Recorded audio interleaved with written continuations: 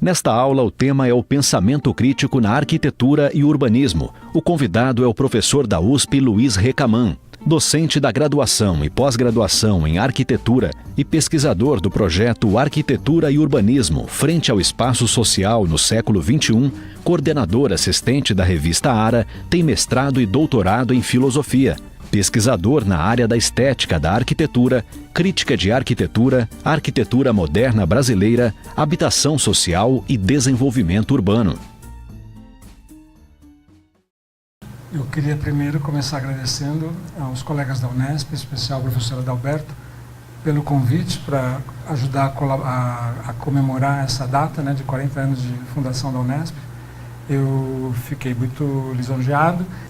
A grande preocupação do grupo, né, do PC3 e a nossa, minha e do professor Leandro, é trabalhar com esse espaço que fica entre a questão da arquitetura, que tem todo um arsenal de compreensão histórica, etc., e a cidade, que tem um outro arsenal de compreensão histórica. E muitas vezes, e principalmente no Brasil, essa interface ela é bastante difícil, né? Então a nossa proposta é de uma espécie de síntese de todo um mecanismo de análise dessas dois polos da questão do espaço nas cidades, né? E tentar criar uma maneira de olhar para o evento arquitetônico espacial em direção à cidade. Então a nossa pesquisa tem uma premissa que é um pouco lugar comum hoje no debate arquitetônico, mas ela tem uma implicação muito direta e muito precisa no nosso trabalho, que é a relação entre arquitetura e cidade, né? Então a relação arquitetura e cidade pode ser muita coisa. Nós estamos pensando exatamente nessa nova possibilidade de configuração do espaço arquitetônico na construção do espaço da cidade. Isso é um problema, porque tanto a arquitetura contemporânea passa por um momento de transformação muito grande, quanto a própria cidade, né? Não seria absurdo, inclusive, alguns autores que tratam do fim das cidades. Então a nossa inserção é exatamente essa relação entre o espaço arquitetônico, nas suas novas possibilidades colocadas pelo debate contemporâneo, e a conformação de um novo espaço dessa nova cidade. E dentro de uma realidade social, econômica e política de um país da América do Sul, né? Essa nova abordagem coloca alguns problemas diretamente, né? Como a gente utiliza todas as informações que vêm de outras disciplinas, de outros aportes em relação à arquitetura e urbanismo, colocam questões relacionadas à estética, a própria história, a historiografia, o pensamento urbanístico, a compreensão tipológica das cidades, né? E também aquilo que nos interessa mais diretamente, né? Que eu acho que é uma coisa que é uma das nossas possibilidades de diálogo aqui com a Unesp, é a crítica da ideologia, né? Ou seja, pensar a arquitetura como uma construção, a arquitetura moderna como uma construção de uma espécie de autoconsciência crítica que propõe uma transformação social, né? E, portanto, em forma bastante sintética, a gente poderia pensar numa estética materialista de análise da arquitetura. Isso é uma tradição do século XX que a gente coloca como um horizonte de debate crítico, mas que tem que enfrentar algumas dificuldades, principalmente porque ela é formulada, né, para pensar a modernidade europeia, a cidade europeia.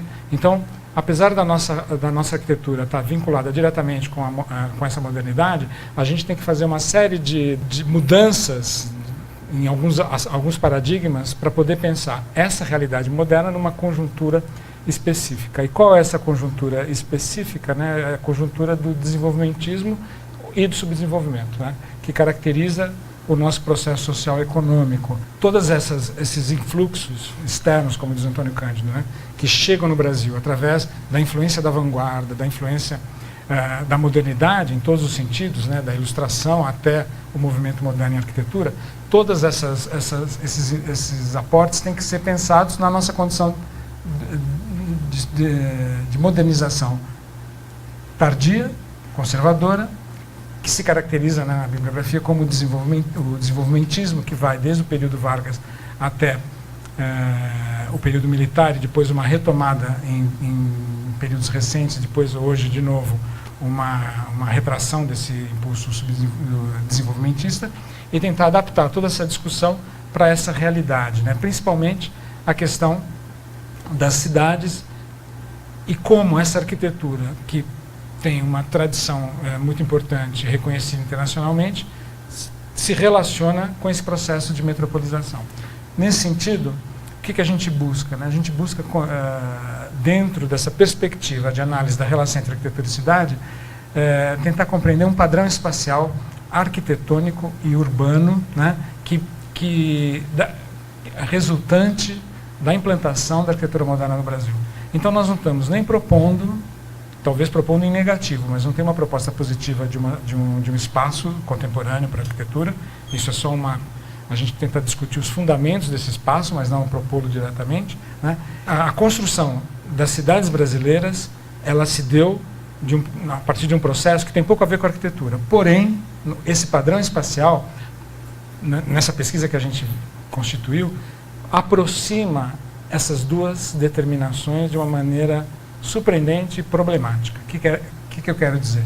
Que apesar de ter se constituído numa espécie de resistência ao processo de urbanização caótico das grandes cidades durante o século XX, a arquitetura brasileira acaba sendo uma espécie de atualização estética dessas contradições da questão urbana no Brasil, que vem sendo compreendida por disciplinas outras que não a própria arquitetura, né, e que, para o nosso caso, está muito vinculada, essa compreensão do fenômeno urbano brasileiro, com a ideia da sociologia urbana no Brasil, o pensamento uspiano, né, a tradição que vai do Florestan Fernandes, Lúcio Kovarik, Nabil Bonduque, essa linha de reflexão que tenta entender uma questão da dualidade tipicamente constituinte da realidade brasileira, traduzida para as cidades, né? Essa dualidade, ou seja, um Brasil que se constitui, e hoje nós vemos isso de forma dramática, né? Um país que se constitui e que se moderniza numa espécie de negação da condição básica da modernidade, que é a universalidade dos processos, né? Essa contradição, ela emerge no espaço de forma dramática. Isso tem pouco a ver com a arquitetura, né? Porque as cidades se constituem para além do que os arquitetos decidem ou não. Até aí está tudo resolvido, está tudo tranquilo, nós nos isentamos de ter que resolver esse problema.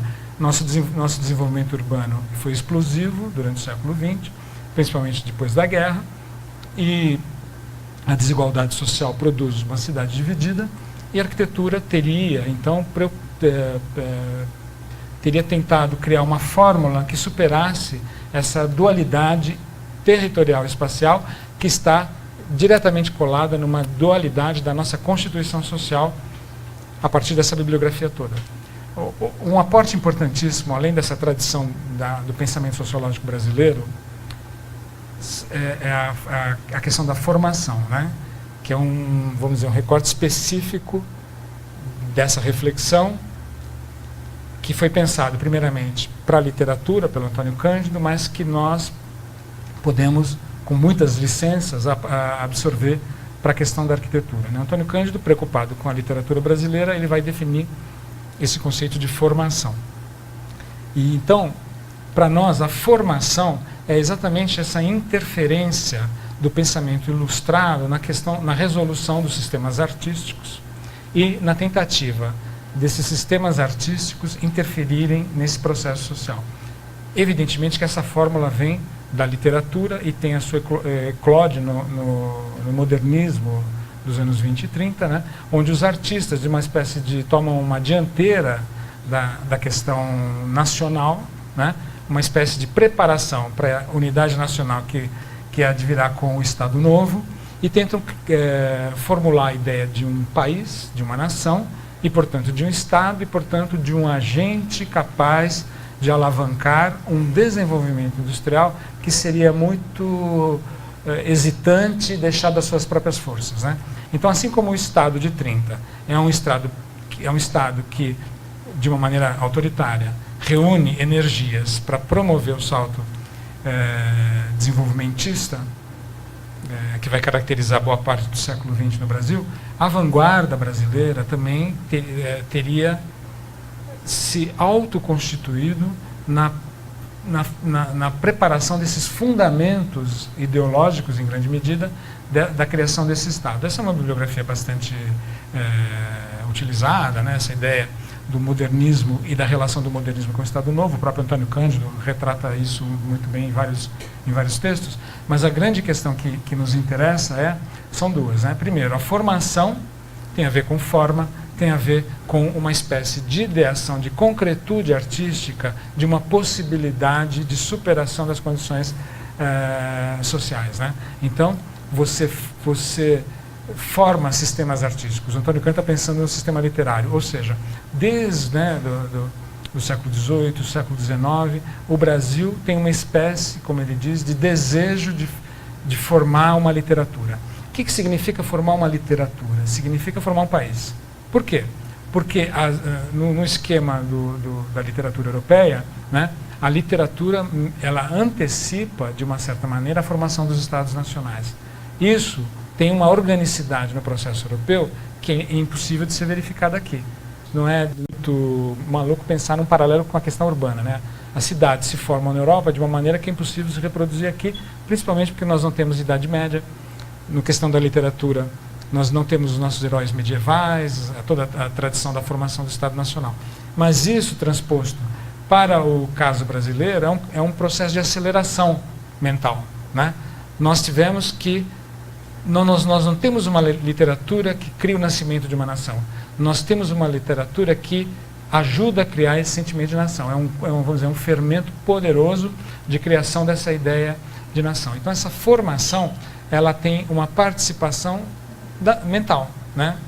Vamos dizer, uma participação intelectual, de um grupo intelectual que tem uma tarefa, que é uma tarefa nova no panorama da modernidade, né? Que é como diz o Robert Frost, é uma ideologia de segundo grau, né?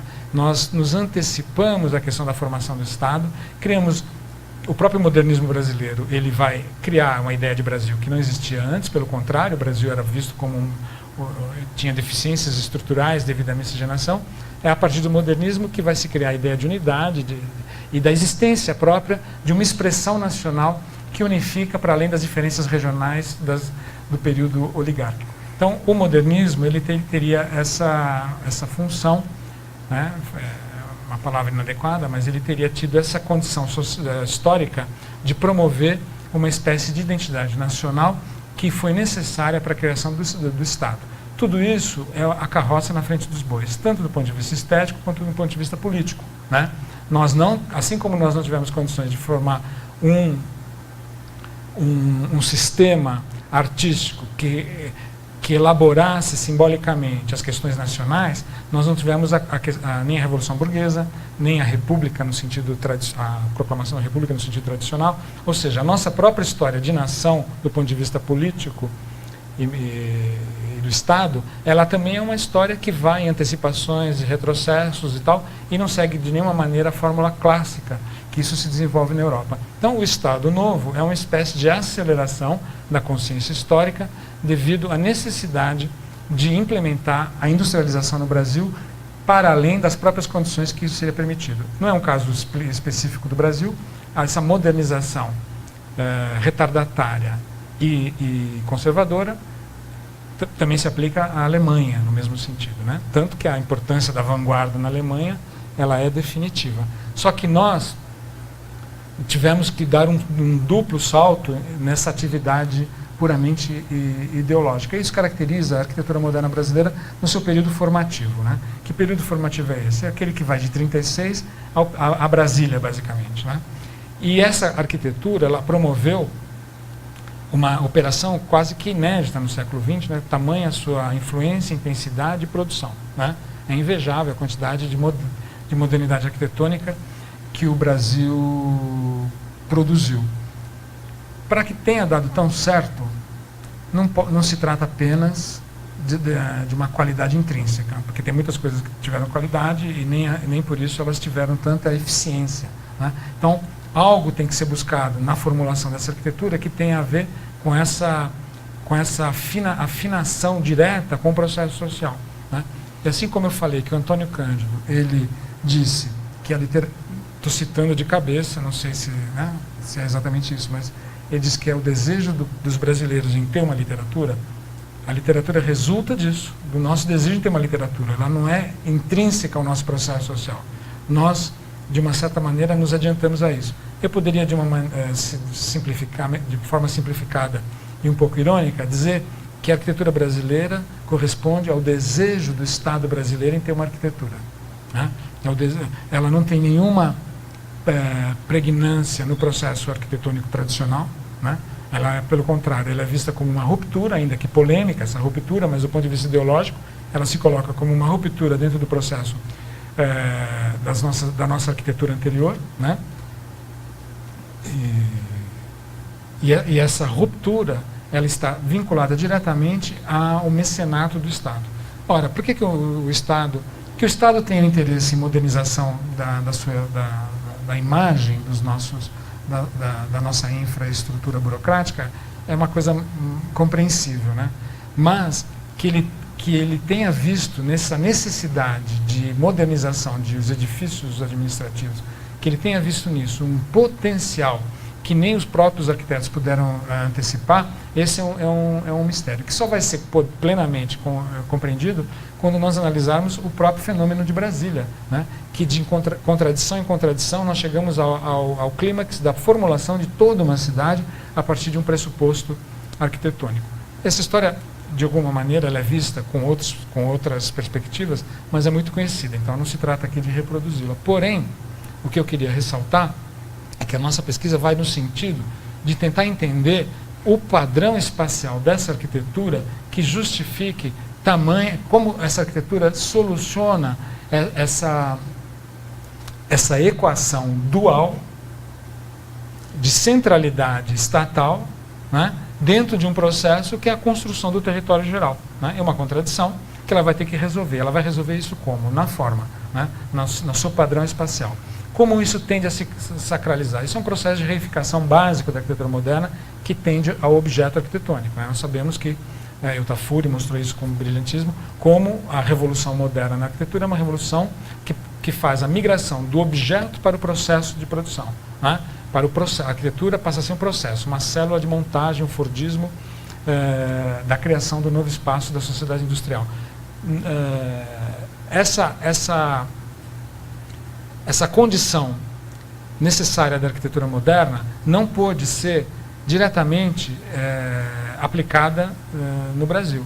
Então, ela tendo fugido a sua determinação de tentado fugir a sua determinação de objetualidade, de performance do objeto, ela se universalizou no processo moderno. Nada disso fazia o menor sentido no Brasil, né? Não existia um processo de industrialização que justificasse uma arquitetura moderna em estrito senso. Porém, existia a necessidade de uma espécie de educação sentimental da racionalidade e da modernidade que antecipasse essa produção industrial. Se isso aconteceu na indústria enquanto tal, não aconteceu na produção da arquitetura, da indústria da arquitetura. Então, esse tema é um tema totalmente obsoleto do ponto de vista ideológico na condição nacional. Então, evidentemente que todos os esforços estéticos da vanguarda brasileira vão incidir na performance formal desse objeto. Mas que performance formal? Né? Na falsa demonstração de uma industrialização que não existe para tentar forçar essa industrialização? Não. Desde cedo, essa questão da industrialização foi superada, né, por outras determinações. Quais? Aquelas que têm a ver com a representação da identidade nacional unitária do Estado brasileiro, patrocinador dessa arquitetura. Ou seja, a nossa arquitetura funcionou como uma espécie de grande potencial de comunicação de massa, como diz o Benjamin, né? Lembrado pelo Tillia quando analisou o pós-moderno, como essa arquitetura tem uma grande potencialidade de comunicação com as massas. E as massas urbanas que emergiam no Brasil nesse momento. Né? O sucesso da arquitetura brasileira é um sucesso popular. Em que sentido? No sentido da identificação, mas nunca no sentido da apropriação. A gente nunca viveu, as massas urbanas nunca viveram nessa arquitetura. Nem elas se propõem a resolver esse problema, elas se propõem a resolver outros problemas. Em resumo, né, o que eu quero dizer é que nesse primeiro momento formativo, a arquitetura brasileira, ela adquiriu uma enorme habilidade na construção de um objeto arquitetônico cujas características tinham que mimetizar uma espécie de espírito nacional. Isso é muito evidente em qualquer grande obra do período, mas principalmente na matriz hegemônica. Então nós não estamos considerando a arquitetura moderna como uma unidade sem contradições. Pelo contrário, né? Ela é cheia de contradições e cheia de talentos. Alguns que conseguiram avançar, outros que ficaram perdidos na história. Por quê? Exatamente porque não respondiam a essa demanda fundamental, né? Dessa função dessa arquitetura que se vinculava diretamente à imagem da nação necessária para a implantação de um Estado, que era necessária para a implantação do capitalismo industrial no Brasil, vamos dizer assim, né? Dito isso, nós temos um ciclo que se inicia nos anos 30 e se encerra no final dos anos 50 com a construção de Brasília, né?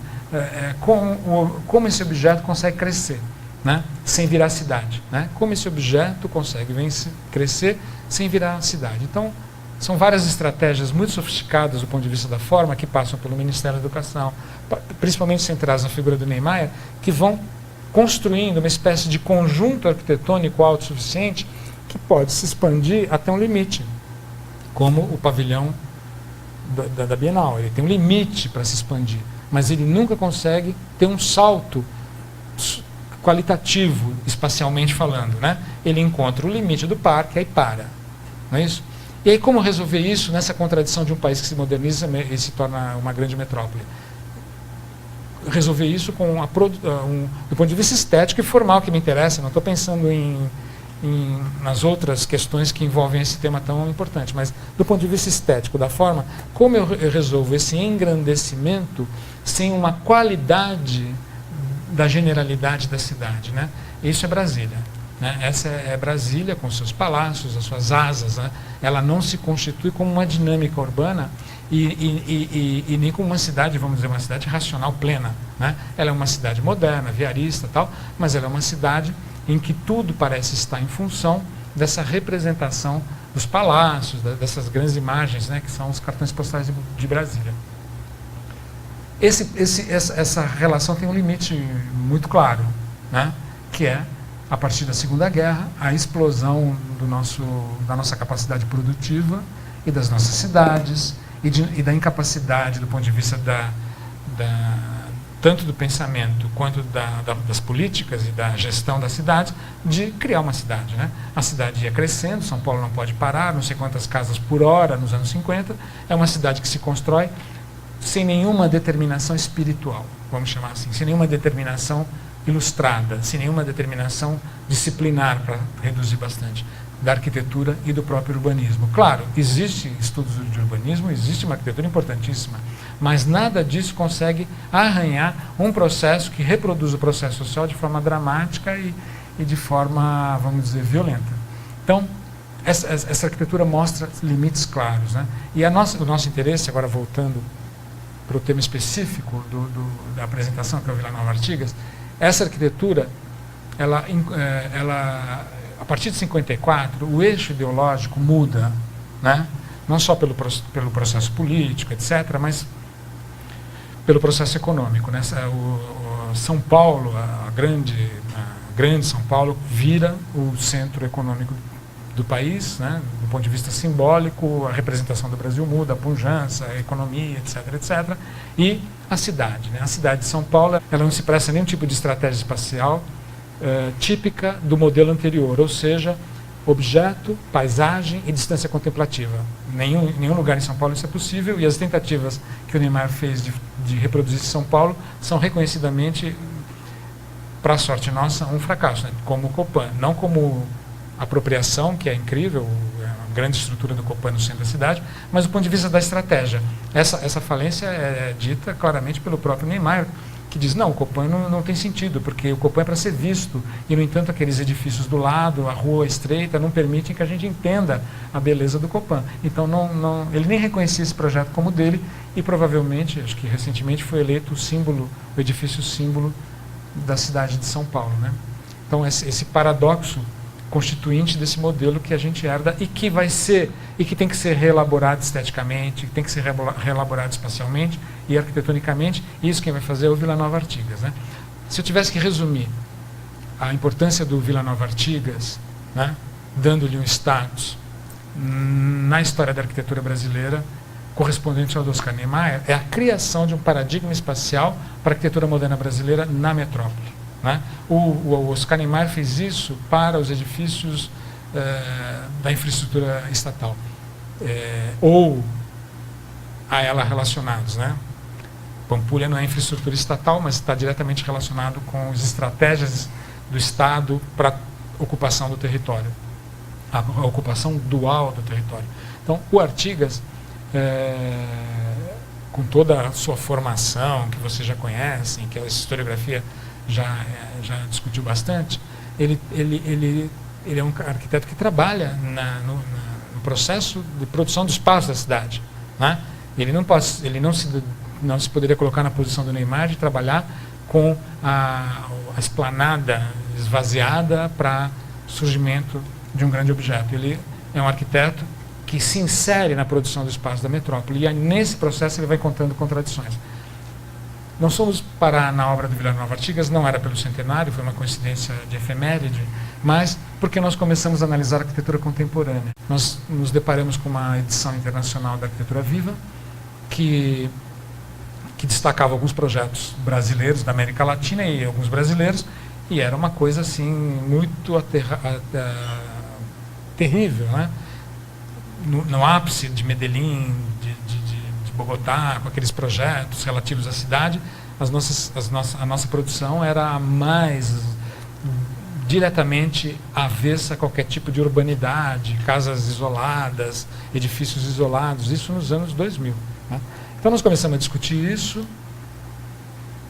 e tentar entender esse mecanismo de produção desse espaço, desse paradigma espacial que se esforça em ser antissistêmico na medida de que tenta resolver e superar a questão do mercado imobiliário tão direto, um mercado tão agressivo na construção desses edifícios que São Paulo exportou para o Brasil inteiro. Então, o que eu estou falando para São Paulo é o Estado de São Paulo plenamente e o Brasil inteiro hoje, né? Essa centralidade do lote, do objeto isolado no lote, esse mecanismo de compreender o Estado era paradoxalmente similar ao da própria arquitetura.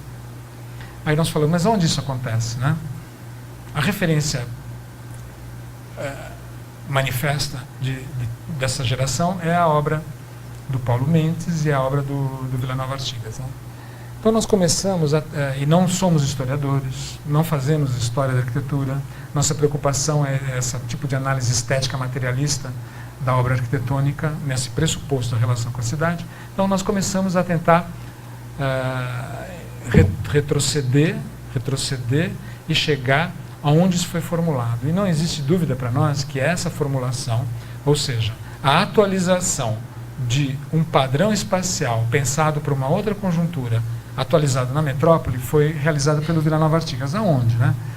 Na produção das suas casas. As casas do Artigas não são casas, são viabilidades práticas que ele tinha, porque ele era um arquiteto que construía, projetava e construía, e tinha inserção no mercado. Ele foi utilizando desse fato, né, e dessa possibilidade de clientes ilustrados, ligados ao Partido Comunista e tal, para produzir essas casas e ali elaborar esse padrão espacial e transformar completamente o padrão espacial anterior, não no seu sentido, o sentido é o mesmo, mas na sua forma, né? Então ele vai criar uma espécie de padrão espacial metropolitano brasileiro, já que o Niemeyer teria criado o padrão espacial da identidade nacional do Estado brasileiro, promovida pelo Estado brasileiro. O Artigas vai criar o padrão espacial de ocupação da metrópole brasileira, de uma maneira tão radical que nos surpreendeu que isso não tenha sido ainda objeto de verificação crítica, né? Porque nós olhamos para o Artigas, é um arquiteto que vai influenciar toda uma geração. Eu diria que o Niemeyer não tem descendência e o Artigas tem uma descendência infinita. O que o Niemeyer fez não dá para ninguém fazer. O que o Artigas fez, todos podemos fazer. Porque ele resolve esse problema. A arquitetura moderna brasileira, num contexto de metropolização dual subdesenvolvida, né? E acho que chama muito a atenção o despojamento estético do Artigas para conseguir esse objetivo, para além de qualquer, vamos dizer, empatia estética, facilidade de compreensão, né? Eu acho que a prova dessa intenção muito drástica do Artigas em constituir esse padrão vai no desconforto que as casas causam, né? As casas do Artigas estão sendo vendidas aí por preço de banana porque ninguém consegue morar. Então não é porque ela é um estudo sobre o espaço, ela não tem facilidades de habitação, né? Então o que nós passamos a tentar entender essas casas e a história dessas casas, e a relação de uma casa para outra, nas casas que ele mesmo destacou. Nosso trabalho não é historiográfico, nem levantamento de acervo, nada disso. Nós pegamos o que ele e a crítica designavam como sendo as casas fundamentais para ele ter chegado onde ele chegou. Onde ele chegou no projeto da Faculdade de Arquitetura e Urbanismo. O grande choque que nós tivemos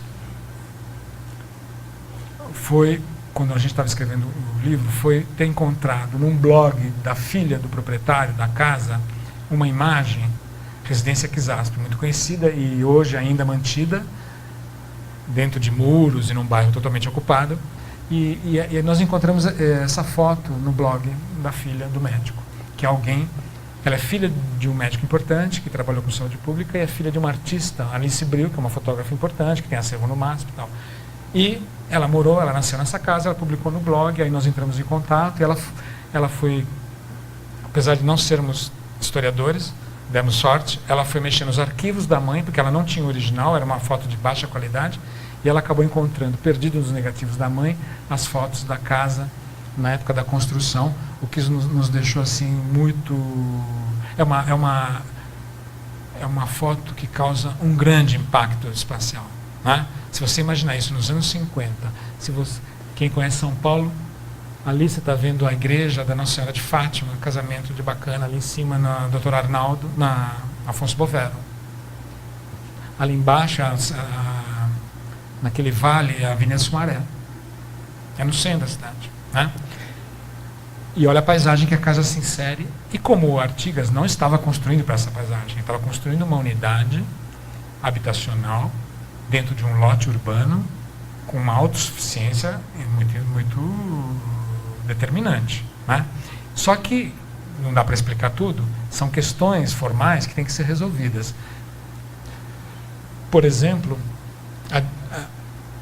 a grande questão da célula moderna e da sua continuidade, né, da empena cega do Le Corbusier, né, essa continuidade infinita, né, que o Heidi propôs no Rio, o Niemeyer no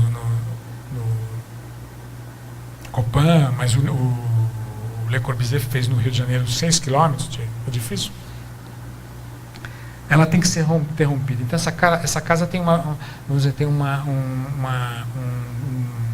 giro espacial ideológico incrível, porque ela elimina essa contiguidade e coloca como elevação o vidro.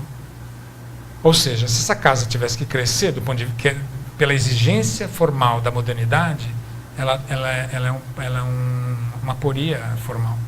Ela não pode crescer como a sua forma indica que ela deva crescer, né? Claro, cliente, né, enchendo, necessidade e tal, mas ela é uma arquitetura que começa a problematizar a relação com o externo, com o vazio. Mas que vazio é esse do Artigas? Essa que é a questão, essa é a pergunta que a gente fazia. Qual é esse vazio? Esse externo vazio? É o vazio moderno? É o vazio urbano? E isso indicou o caminho, né? Pode passar, Leandro, vamos voltar para a casa do arquiteto, que eu acho que essa casa é mais famosa. A gente reproduziu a casa na época o mapa, a gente refez o mapa mais próximo da época da construção da casa, né? E é uma casa que fica num terreno enorme, a segunda casa do arquiteto. A primeira é aquela Wrightiana, que fica do lado, mas essa casa é o primeiro exercício que ele vai fazer com uma linguagem já da arquitetura moderna brasileira, pilotis, né? Parece, essa escada lembra o Yacht Club, a Laje Borboleta, ou seja, a bibliografia não se cansa de discutir. Mas a próxima imagem é extraordinária, né? A próxima. Aqui é quem está na sala olhando para o bloco da cozinha e dos quartos para trás. Agora, essa imagem também é outra que causou um grande impacto. Eu tive a oportunidade de conhecer essa casa, desse jeitinho mesmo, uma casa extraordinária. E a perícia do Artigas em fazer com que a gente só possa ver aquilo que ele quer que a gente veja.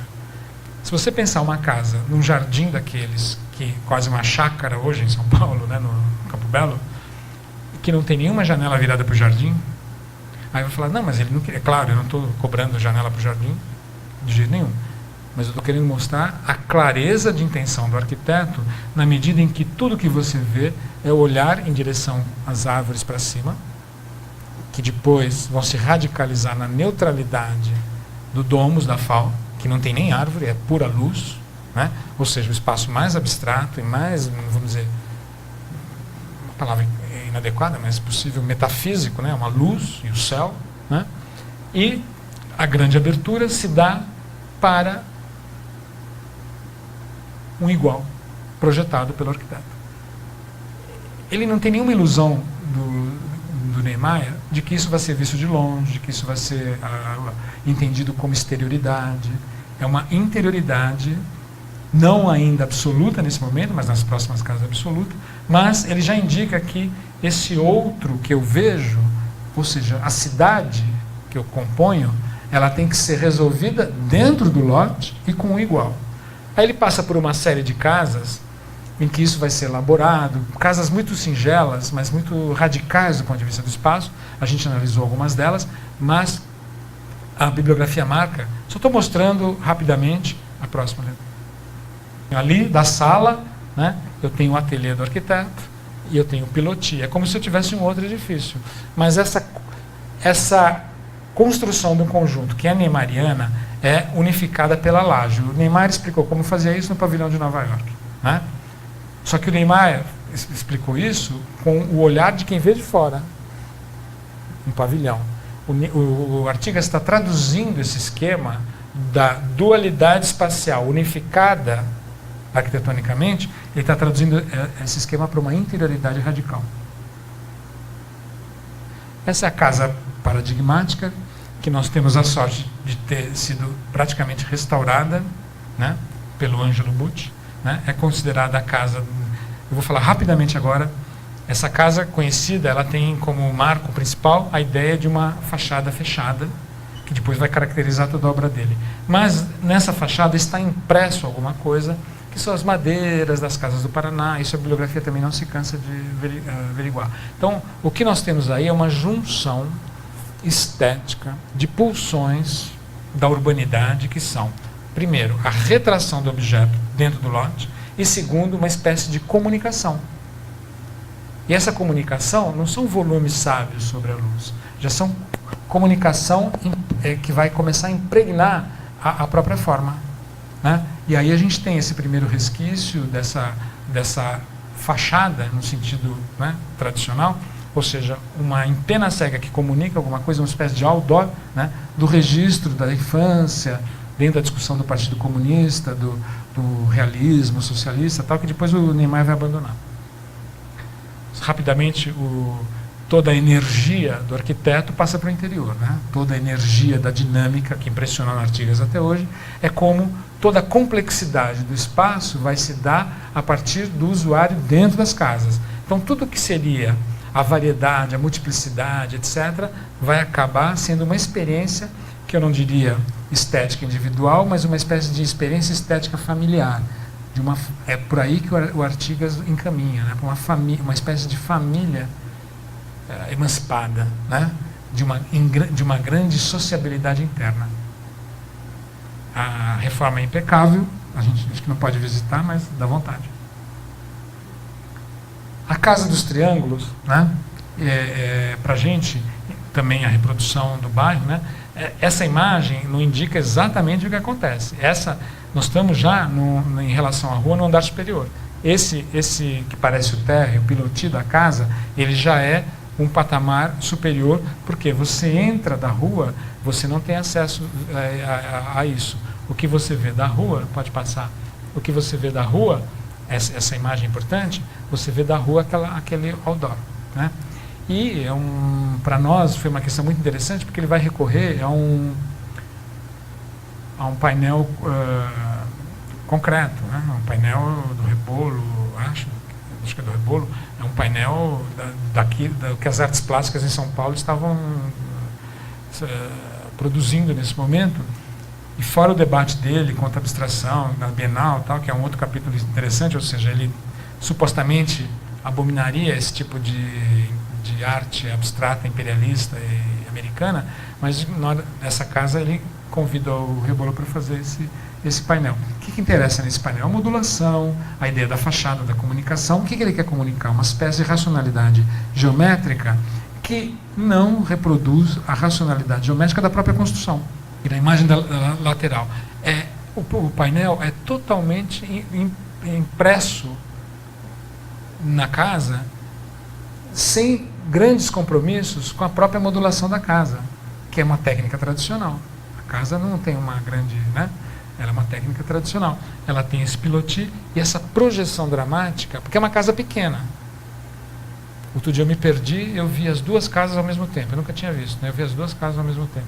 A gente começa a perceber como o Artigas ele está com questões da tradição brasileira e está com questões que ele não consegue escapar, que é da sociedade urbana de massa, né? Que nos Estados Unidos está dando no Venturi, né? E aqui, o que o Venturi está comunicando, né? Com o galpão decorado? O Venturi está comunicando o consumo.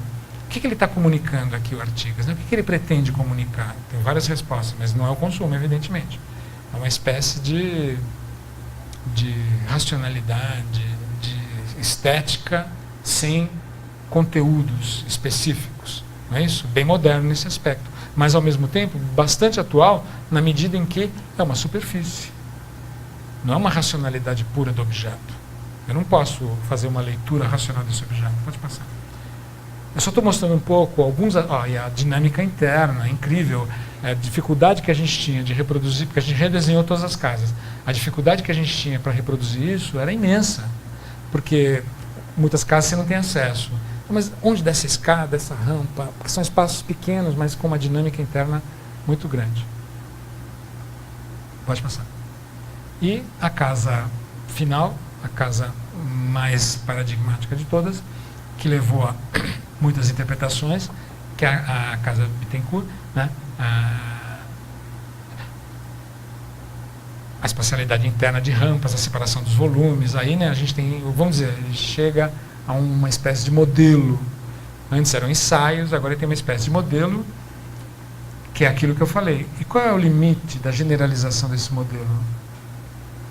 No Niemeyer foi uma cidade, no Artigas foi uma escola. Foram as escolas que estavam fazendo no convênio escolar nesse período. Ou seja, o máximo de dimensão pública é uma aporia espacial, né? O máximo de dimensão pública desses espaços é o seu engrandecimento. E esse engrandecimento não só esbarra em limites técnicos, mas em limites lógicos. Eu acho que a FAO é esse ápice, né? Dessa impossibilidade de generalização, mas de pulsões de ampliação, pulsões modernas de extroversão moderna, ao mesmo tempo limitadas pelo conteúdo social. Então, essa dinâmica, essa película, resumindo agora e terminando, essa película de grande tensão, que são as paredes da FAO, que ao mesmo tempo são limites da explosão, né, do interior e daquilo que toda a arquitetura moderna soube explicar, desde da vanguarda europeia, o Frank Lloyd Wright, né, essa dimensão o Mies van der Rohe, essa explosão, né, da forma em direção ao mundo, né, esse grande impulso de modernização, e ao mesmo tempo constrangimentos que são da ordem produtiva, social, cultural, etc. Então, a FAO e essas casas, elas são esse limite tenso, né, essa película que envolve e que mostra uma contradição, que é a contradição da nossa modernização. Em termos bem rápidos, né? É isso.